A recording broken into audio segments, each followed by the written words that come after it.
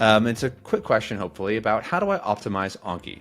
Hey, I use mostly Anki to build my vocabulary in German, and I'd like to ask a few questions. Which side should cards be shown? So should I see the front side in the target language or in the native language? And then how big should my daily limit be? I'm doing 25 cards per day right now, which is about 70 to 80 due cards. Should I review more, or will it make it a negative effect? Interesting. I was going to jump So on the new card thing first. go for it. My guess is that you have not studied for more than a few days, because 25 cards will be a much bigger backlog than 70 to 80 unless you already know all the words, which is fine if you're just reviewing stuff. But if they are new words that you don't know at all, we recommend 10 as the upper limit, unless you're like studying for some memory championship or something. Yeah, different cards have different difficulty types. So, like, I personally find like vocab cards are much more difficult than sentence cards, Yeah. right? Because sentence you get the extra context. So you may find that the um, if you're doing sentence cards you're just trying to understand a sentence in the target language with a word in it. If I do those, my pass rate is 95%, because there's almost never a situation in which I forget what that sentence means. So you can do more cards with that because you just won't have as many reviews. But you generally want to keep 70 to 80 reviews as your limit, just because any more than that just takes a ridiculous amount of time. I also noticed something that I skipped over. The first part of the question is that they currently do both sides. They do the target language on the front and the native language on the front. So they actually are doubling up cards, which means that they're actually only doing like 12 and a half new cards a day. So that's much closer to what we'd expect. Yeah, okay, that makes sense. Yeah, general rule of thumb is you should expect your reviews to be about 7 times your new cards per day. In your case, because you're going bidirectionally, as Ben mentioned, you're basically just studying the same card twice, or the same concept twice. We generally recommend focusing on recognition cards, meaning you're going from the target language to the native language. Or if you get up to the monolingual level, going from the target language to target language explanation. But it's always, you're not going definition to word, you're going word to thinking of what it means.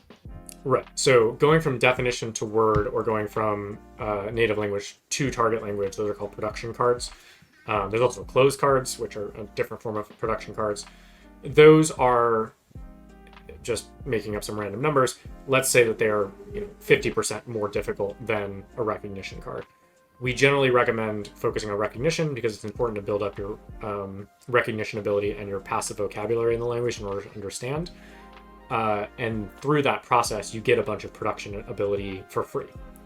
And then later on, you can practice production on just the things that are more difficult for you, rather than doing production up front, which is just a lot more effort. So in terms of optimizing effort, we generally recommend focusing on recognition first. That added difficulty does not make up for more benefit. It's kind of the same or less benefit even. Like, you want to do the production cards. You want to, or you don't? Sorry, the recognition cards. You want to do the recognition Let's cards. do the recognition cards. And the production Yeah. cards just are more difficult and not even as useful. Yeah.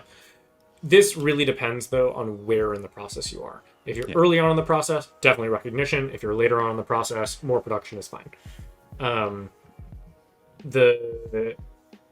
So those would be the two changes that we would recommend for optimizing Anki. Focusing on recognition first. Yeah, get rid of production cards Yep. and go down to 10 new cards a day. Yeah. You can do more than that if you're comfortable with it. Some people are totally fine doing new cards. They have much better memory. For me personally, like 7 new cards is about my limit with vocab cards. With sentence cards, I can do however many it takes. So there are so many different configurations that make cards more or less difficult.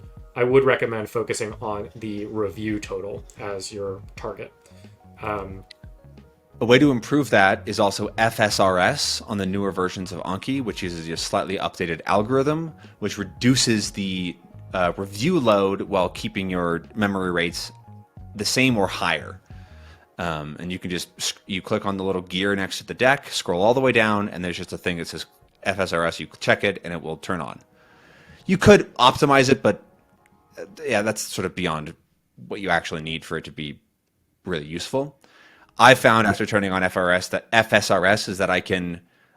I was just doing reviews, but now I do 2 new cards a day plus reviews, and it takes me the same amount of time as when I was doing just reviews. And which is only like 7 minutes. So it's not very much time, but I have found the effect of FSRS to be very helpful. Yeah. And then if you really want to go down the optimizing route, there are so many different aspects of optimizing Anki that you can play with, like ease settings. Well, this is how I'd optimize it, a controller. There you go. It just makes it easier to review. Have you released that video yet? No. Okay. I have a sentence mining video coming out Yeah. eventually where I talk about how to set this up for sentence mining and for watching a TV show. And I briefly mention Anki with it. And then I'm also going to do a how to gamify Anki video, which I maybe might include some optimizations to make it just like an easier process. And that'll include using a controller for studying Anki since it's just so nice. This is just next or pass card or A. And then B is just fail card, and then I have like a couple buttons for like replay audio. I think that's up, like bury card, suspend. Like these buttons do something, but it's mostly A B A B A B all the way.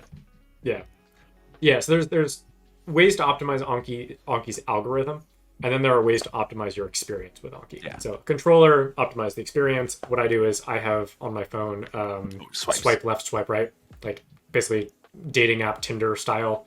Just like swipe left for fail, swipe right for pass, swipe Dan, up that for word's hot. suspend. And like that's really nice for me because I can do audio cards without looking at my phone. So I can do it like while I'm walking down the street because I can listen to the thing, understand, and just swipe left, swipe right without ever looking at my phone.